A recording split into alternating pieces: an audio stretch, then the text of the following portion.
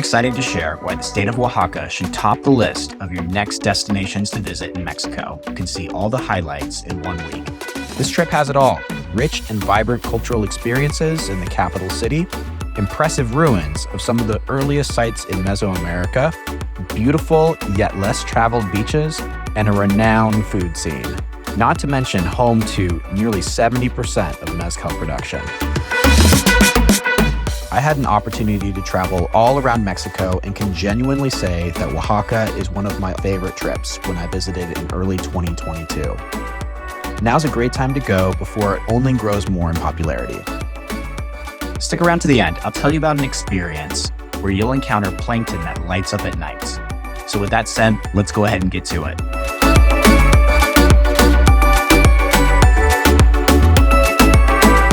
Before getting to the specifics, I want to spend some time going over the routes and the associated logistics. From the United States, direct flights can be had from Houston, Dallas, Los Angeles, and by way of Tijuana, San Diego. Here's a tip for those living in Southern California. You can save a lot by using the Cross-Border Express to fly directly through Tijuana. All others will likely travel through Mexico City or a handful of other major cities in Mexico. I recommend spending 4 nights in Oaxaca City. I didn't find that it was necessary to rent a car. The city is very walkable, and all the regional attractions can be reached with a tour. The balance of the trip will be along the Pacific coast.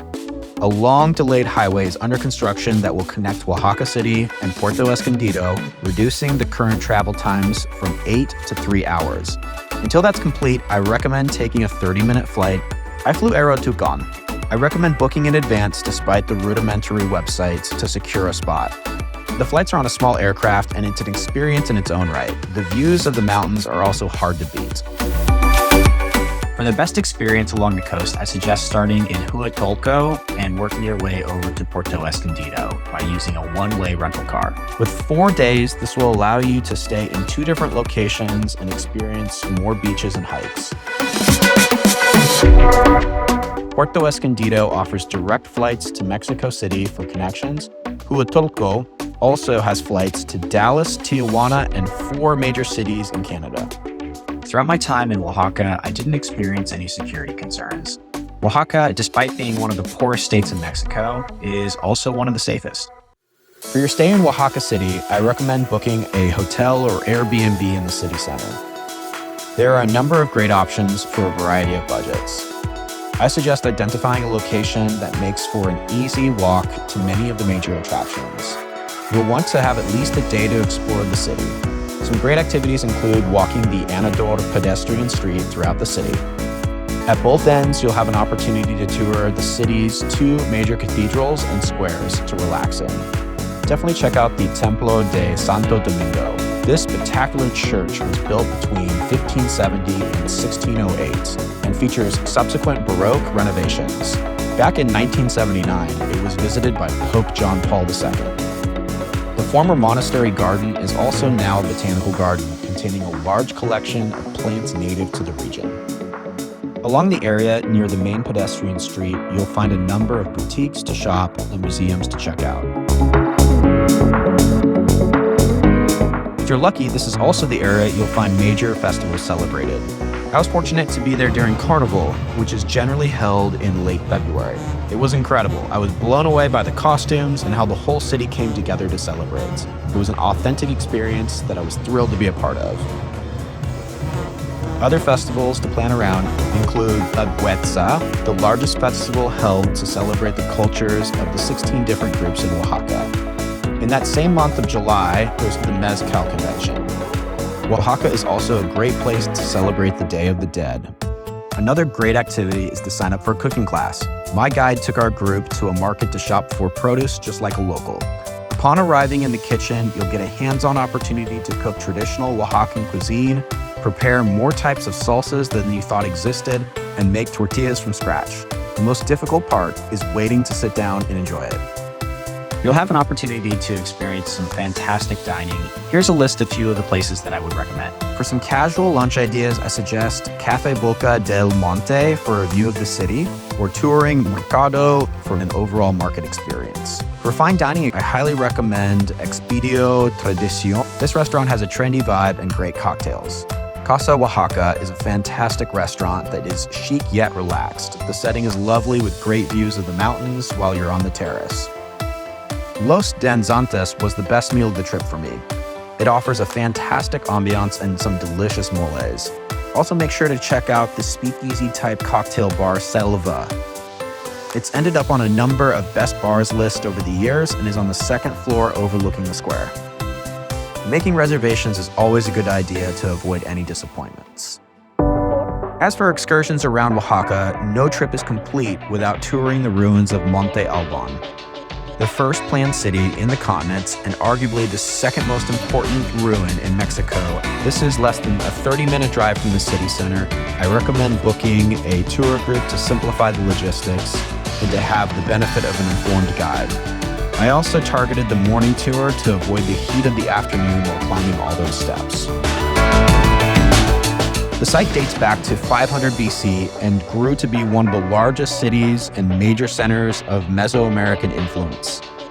The Olmecs are one of the earliest settlers and are credited with the over 140 carved stones. While once thought to depict dancers, these carvings are now believed to represent leaders that were captured. What I found to be most remarkable is that the main plaza was created through the artificial leveling of the mountaintop. In total, it's nearly an astonishing 500,000 square feet, surrounded by monumental staircases that can be found on the 20 peso bill. While you're there, also make sure to check out the acoustics. Clapping generates a bird-like response.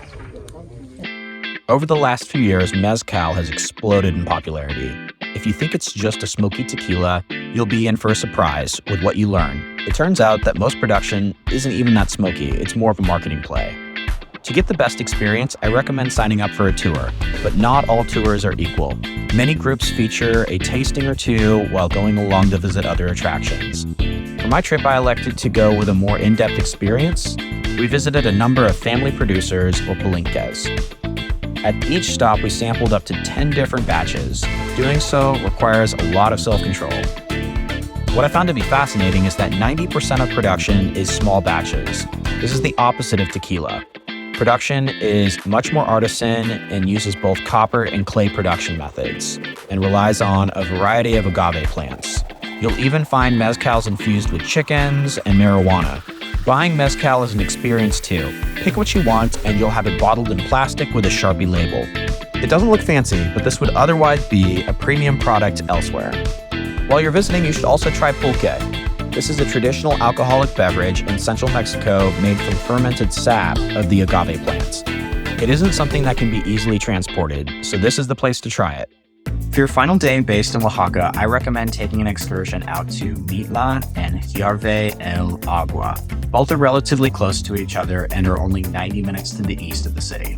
El Agua is a set of natural travertine rock formations that resemble cascades of water. It consists of two cliffs that rise between 50 and 90 meters from the valley below. These formations are created by fresh water springs whose water is oversaturated with calcium carbonate and other minerals. As the water trickles over the cliffs, the excess minerals are deposited, much in the same manner as stalactites are formed in caves. There are only a handful of places in the world where you can experience a geo-feature like this. Just down the road, you'll find Mitla. This is the second most important archaeological site in the Oaxaca state after Monte Alban for its religious significance. It was most famous for its elaborate and intricate mosaic fretwork and geometric designs that cover tombs, panels, and the entire walls of the complex. These mosaics are made with small, finely cut and polished stone pieces that have been fitted together without the use of mortar. No other site in Mexico has this decorative work. Many tours will also include stops to visit with local artisans, as well as excursions to see the tree of Tule, one of the biggest trees in the world with a diameter of over 42 feet.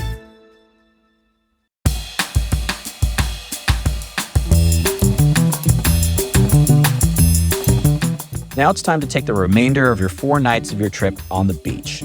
If you've been to other beaches in Mexico, be prepared for a different experience. Resorts are uncommon. You'll find boutique hotels, bungalows, and campgrounds. The stretches of beaches between Huatulco and Puerto Escondido is appropriately known as the Pacific Coast Backpacker Route. If you're comfortable with a less commercial environment without the crowds, you'll find yourself relaxing on golden brown sands surrounded by dramatic cliffs. Upon arriving in Huatulco, you'll have a few options for where to stay. If you're looking for more of a resort-type experience, there are a few options a little further east around Playa Shahui.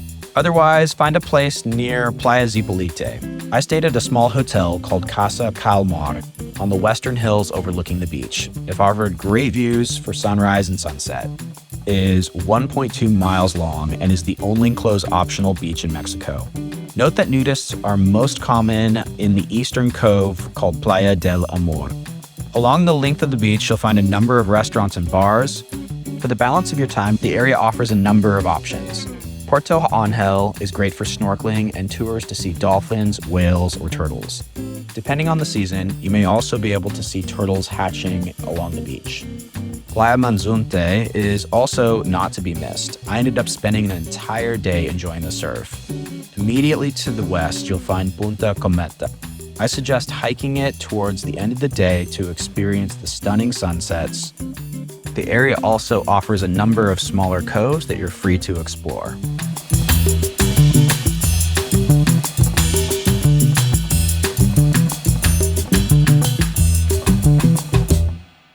To finish the trip, head west to Puerto Escondido. If you enjoy surfing, you're in luck. The main beach, Playa Zicatela, is known for large waves and excellent surfing conditions.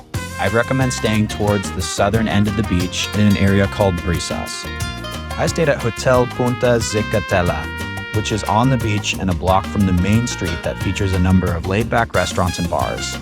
It was a great area to explore, featuring cheap tacos, cold beers, and tasty cocktails. The other area to visit is on the far north side of the beach. As promised, here's one last excursion that you don't want to miss out on. If you can time it right, it's also best experienced during a new moon. 90 minutes west of Puerto Escondido, you'll find Lagunas de Chacahua. These lagoons uniquely feature bioluminescent plankton that lights up when it experiences movement.